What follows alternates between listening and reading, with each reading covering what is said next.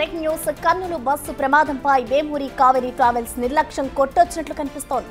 ప్రమాదం జరిగి 12 గంటలు దాటినా ఇంతవరకు ట్రావెల్స్ యాజమాన్యం స్పందించలేదు. బస్సు ప్రమాదం జరిగిన ప్రాంతానికి వెళ్లి 2 తెలుగు రాష్ట్రాల మంత్రులు పరిశీలించినా, మృతుల కుటుంబాలకు ఎక్స్గ్రేషియా ప్రకటించినా ఇంతవరకు వేమూరి కావేరీ ట్రావెల్స్ యాజమాన్యం మాత్రం స్పందించలేదు. దీనిపై మృతుల కుటుంబాలు తీవ్ర స్థాయిలో ఫైర్ అవుతున్నాయి. విజువల్ తీసుకుంటారు శాంపుల్.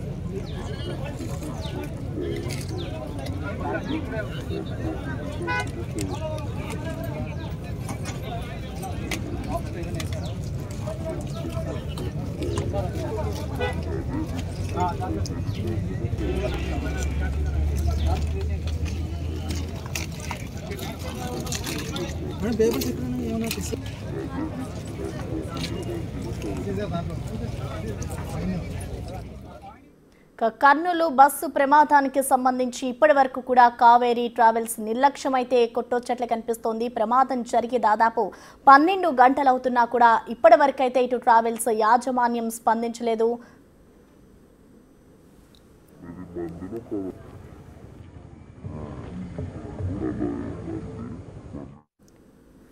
దీనికి సంబంధించిన ఓవరాల్ డీటెయిల్స్ ని మా ఇంపుటేటర్ పవన్ మనకి లైవ్ లో అందుబాటులో ఉన్నారు. పవన్, మనం చూస్తున్నాం ఇటు కర్నూలులోని ఏదైతే బస్సు ప్రమాదం జరిగిందో, ప్రమాదం జరిగి కూడా ఇప్పటి వరకు చూసుకుంటే దాదాపు 12 గంటలు అవుతుంది. ఇప్పటి వరకు కూడా ఇటు కావేరీ యాజమాన్యం స్పందించలేదు. సో ఏ విధంగా చూడాలంటారు? మరి ఆ యాజమాన్యానికి సంబంధించి ఇటు అధికారులు ఎవరైనా వాళ్ళ దగ్గరికి వెళ్ళి కంప్లైంట్ చేశారా వాళ్ళ మీద? అసలు ఎందుకు స్పందించట్లేదు అనుకోవచ్చు పవన్?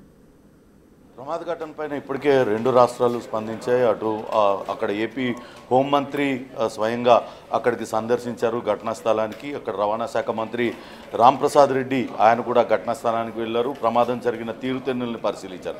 ఇక తెలంగాణ ముఖ్యమంత్రి రేవంత్ రెడ్డి ఉదయాన్నే ప్రమాద ఘటన తెలియగానే ఇక్కడ ప్రత్యేకంగా ఒక హెల్ప్ లైన్ ఏర్పాటు చేశారు. ఎందుకంటే ఎక్కువ మంది తెలంగాణ ఇక్కడ నుంచే వాళ్ళందరూ కూడా తమ ప్రయాణాన్ని ప్రారంభించారు. ఎక్కువ మంది హైదరాబాద్ ఈ పరిసర ప్రాంతాల వాళ్ళే ఉండడంతో ఇక్కడ స్పెషల్గా ఒక కాల్ సెంటర్ను కూడా ఏర్పాటు చేశారు వాళ్ళకు సంబంధించిన వివరాలన్నీ తెలియజెప్పడానికి.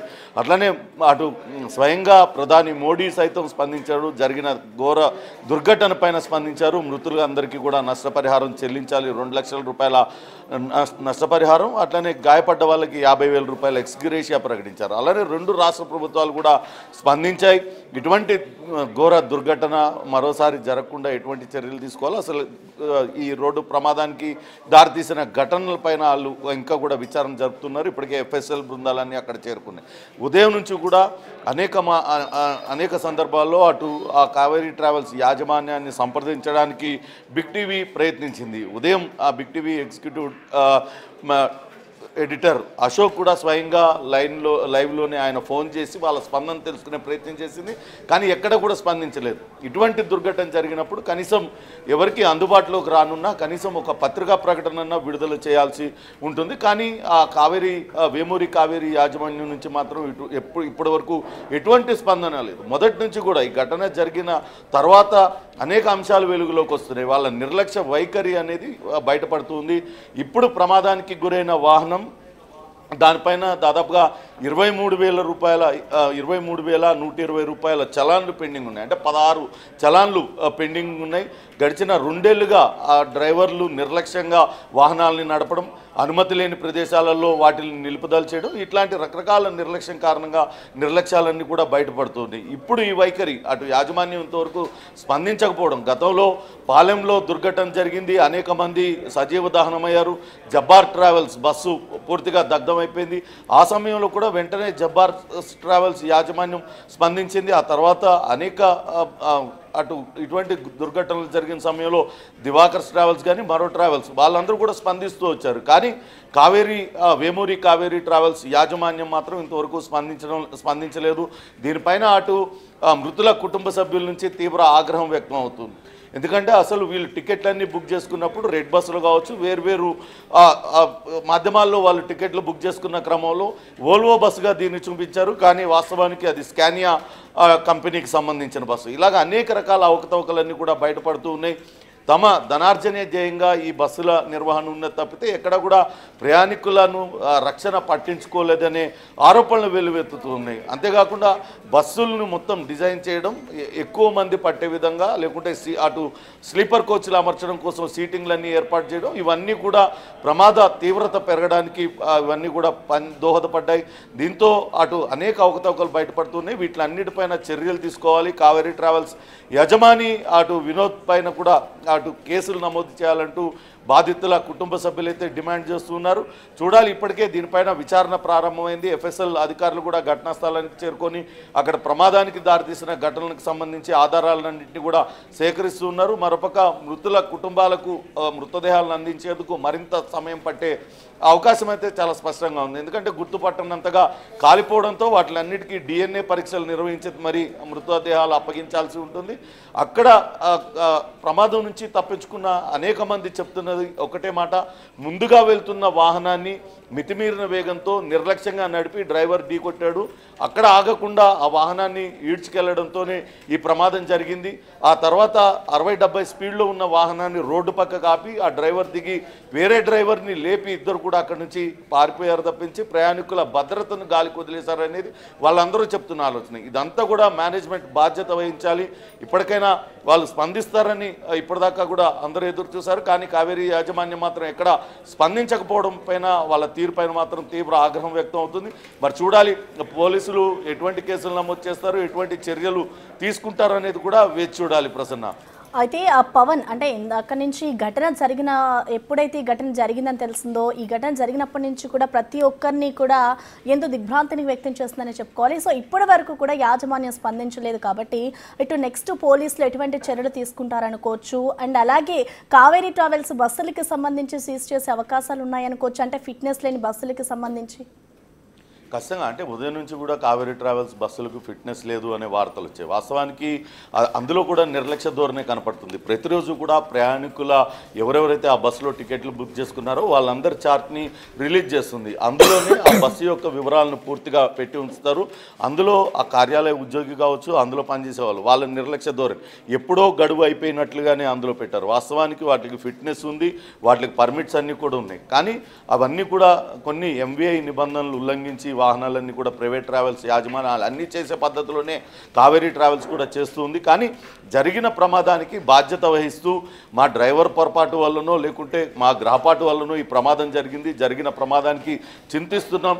ఖచ్చితంగా రాబోయే రోజుల్లో ఇటువంటి ప్రమాదాలు జరగకుండా మరింత మెరుగైన సేవలు అందిస్తాం, జరిగిన దానికి నష్టపరిహారం చెల్లిస్తాం. ఇట్లాంటిది ఏదైనా ఒక ప్రెస్ నోటు లేకుంటే ఇటువంటి ఒక స్పందన యాజమాన్యం నుంచి ఆశించారు. కానీ యాజమాన్యం మాత్రం ఇప్పటివరకు ఎవరికి అందుబాటులోకి రావడం లేదు, ఆయన ఫోన్ ఎవరికి కలవడం లేదు. కేవలం అక్కడ కార్యాలయ ఉద్యోగులు కూడా ఈరోజు ఎవరు కూడా అందుబాటులో లేరు. కొద్దిసేపటి క్రితం మా కొలీగ్ సుజాత కార్యాలయం వద్దకు వెళ్ళారు. కేవలం బస్సులన్నీ కూడా ఎక్కడెక్కడ నిలిచిపోయి ఉన్న పరిస్థితి అయితే కనపడుతుంది. అయితే పోలీసులు మాత్రం జరిగిన ప్రమాదం ఆ తర్వాత ఆ ఫిర్యాదు అందుకున్న తర్వాత దానిపైన క్షుణ్ణంగా దర్యాప్తు జరిపి ఇప్పటికే డ్రైవర్లు పోలీసులు అదుపులో ఉన్నారు. ఈ ప్రమాదానికి కారణమైన డ్రైవర్లు అది యాజమాన్యం నిర్లక్ష్యం ఉన్నట్లుగా అనిపించినట్లయితే ఖచ్చితంగా వాళ్ళపైన కూడా చర్యలు తీసుకునే అవకాశం ఉంటుంది. కానీ అటు రవాణా శాఖ అధికారుల అలసత్వం, ట్రాఫిక్ పోలీసుల అలసత్వం మాత్రం చాలా స్పష్టంగా కనపడుతుంది. ఎవరైనా ప్రయాణికులు ద్విచక్ర వాహనం పైన 2 చలాన్లు పెండింగ్ ఉంటేనే ఆపి వసూలు చేసే ఈ ట్రాఫిక్ పోలీసులు నిత్యం నో ఎంట్రీ టైంలో బస్సు పటాన్ చెరువు నుంచి అటు కుకట్పల్లి మీదుగా, SR నగర్ మీదుగా, లగడికప్పుల మీదుగా, అటు ఆరాంఘర్ చౌరస్తా మీదుగా బెంగళూరు హైవే వరకు వెళ్తుంటే ఎందుకు దాన్ని ఆపడం లేదు, దానిపైన ఉన్న చలాన్లను ఎందుకు ప్రశ్నించలేదు ట్రాఫిక్ పోలీసులు అనే ప్రశ్న కూడా అటు ప్రజల నుంచి వస్తున్న పరిస్థితి అయితే కనపడుతుంది. ఇదంతా కూడా వాళ్లకు మామూలు ఇచ్చి ఈ రకంగా నిర్వహించారా లేకుంటే ఏంటి అనే దానిపైన కూడా పెద్ద ఎత్తున చర్చ జరుగుతుంది. అదే సమయంలో కావేరీ ట్రావెల్స్, వేమూరి కావేరీ ట్రావెల్స్ యాజమాన్యం ఇంతవరకు స్పందించకపోవడం పైన కూడా తీవ్ర ఆగ్రహం వ్యక్తం చేస్తున్నారు. ఖచ్చితంగా అతనిపైన చట్టపరమైన చర్యలు తీసుకోవాలంటూ డిమాండ్ అయితే చేస్తున్నారు ప్రసన్న. అంటే పవన్, అంటే ఇలాంటి బస్సు ప్రమాదాలకు సంబంధించి ఎక్కువగా అయితే మనకి చూసుకుంటే ఇటు ప్రైవేట్ ట్రావెల్స్లోని ఇలాంటి ఘటనలు జరుగుతుంటాయి. అంటే ఇలాంటి ఘటనలు జరిగినప్పుడే ఇటు ఆర్టీసీ అధికారులు కానివ్వచ్చు, ఇటు పోలీస్ అధికారులు కానివ్వచ్చు, వాటి మీద ఫిట్నెస్ ఉన్నాయా లేవా అని చెక్ చేస్తూ ఉంటారు. అంటే గతంలో కూడా వాటి మీద ఫోకస్ చేసిన దాఖలాలు ఏమైనా ఉన్నాయనుకోవచ్చా? ఖచ్చితంగా పాలెం దుర్ఘటన జరిగిన సమయంలో దాదాపుగా 40 మందికి పైగా అక్కడికక్కడే సజీవ దహనమయ్యారు. ఆ తర్వాత అంతా కూడా ప్రైవేట్ ట్రావెల్స్ యాజమాన్యాలపైన, ప్రైవేట్ ట్రావెల్స్ బస్సులపైన విస్తృతంగా దాడులు నిర్వహించారు. ఏదైతే స్టేజ్ క్యారియర్లుగా వీటిని నిర్వహిస్తున్నారో వాటిలన్నిటిపైన జరిమానా విధించారు. అప్పటితోనే అది ఆగిపోయింది. తర్వాత రెగ్యులర్గా వీటికి చెకింగ్ లేకపోవడం వల్లనే ఇటువంటి ఉల్లంఘనలకు పాల్పడుతూ యథేచ్ఛగా ఈ ట్రావెల్స్లన్నీ కూడా నిర్వహిస్తున్నారు, ట్రావెల్స్ వ్యాపారాన్ని నిర్వహిస్తున్నారు.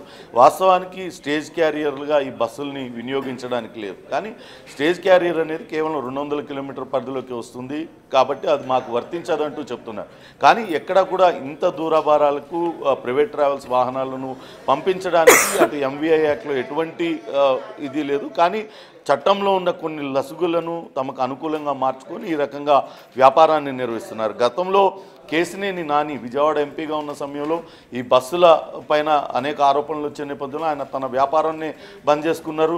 అప్పుడు పాలెం దుర్ఘటన కన్నా ముందు, పాలెం దుర్ఘటన తర్వాత కూడా ప్రైవేట్ ట్రావెల్స్ ఒకే బస్సు నెంబర్తో 2-3 బస్సులు తిరగడం, ఇవన్నీ కూడా అవకతవకలు గతంలో పాల్పడేవారు. వాటిలన్నింటినీ కూడా కొంతవరకు కట్టడి చేశారు. ఇప్పుడు కూడా ఈ బస్సులన్నింటినీ కూడా ఆంధ్రప్రదేశ్, తెలంగాణ రాష్ట్రాల్లో ఇటువంటి లోపల సీటింగ్ మార్పు చేసిన బస్సులకి రిజిస్ట్రేషన్ ఉండదు కాబట్టి ఇవాళ ప్రమాదం జరిగిన బస్సు ఎక్కడో డయోడామన్లో రిజిస్ట్రేషన్ అయింది. ఆ తర్వాత ఒరిస్సా రాయగడలో దాన్ని రిజిస్ట్రేషన్ చేసినట్టుగా చూపించారు. ఇతర రాష్ట్రాల్లో రిజిస్ట్రేషన్ చేసిన వాహనాలను నేషనల్ పర్మిట్లు తీసుకొని ఈ రకంగా దూర ప్రాంతాలకు వాటిలన్నింటినీ ప్రైవేట్ ట్రావెల్స్ బస్సులుగా వాటిని వాహనాలను నడిపిస్తున్నారు. వీటిలన్నిటిపైన కొంత నియంత్రణ తీసుకురావాల్సిన అవసరం ఉంది.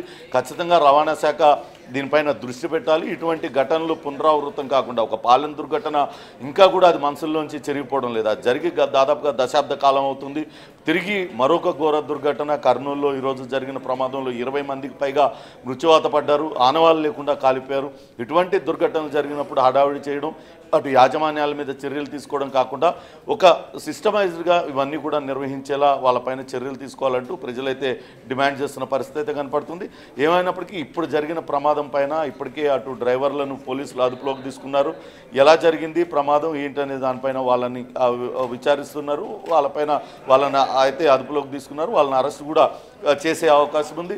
మరోపక్క యాజమాన్యం నిర్లక్ష్యం కూడా ఉంది అని తేలినట్లయితే ఖచ్చితంగా వాళ్ళపైన కూడా చర్యలు తీసుకునే అవకాశం అయితే కనపడుతుంది. కానీ యాజమాన్యం నిర్లక్ష్యం అంటే ఇక్కడ కేవలం మృతులకు సంతాపం తెలియకపోవడం, ఇంతవరకు పత్రికాముఖంగా ఎటువంటి ప్రకటన విడుదల చేయకపోవడం, ప్రమాదం జరిగిన ఘటన పైన ఎటువంటి ప్రకటన చేయకపోవడం పైన ప్రజలు తీవ్రంగా ఆగ్రహం వ్యక్తం చేస్తున్న పరిస్థితి అయితే కనపడుతూ ఉంది. ప్రసన్న, అయితే పవన్, అంటే ఈ ఘటనకి సంబంధించి కూడా ఇప్పటివరకు యాజమాన్యం స్పందించలేదు. మరొక వైపు చూసుకుంటే వాళ్ళ మీద కేసులు నమోదు చేశాము అని కూడా ఎక్కడా ఇటు పోలీసులు కూడా చెప్పడం లేదు. కాబట్టి ఇటు ఎవరైతే మృతులు చెందారో వారి కుటుంబ సభ్యులు అసలు ఏం డిమాండ్ చేస్తున్నారు, ఇటువంటి చర్యలు జరగకుండా ఇకనైనా జాగ్రత్త పడతారనుకోవచ్చు అధికారులు.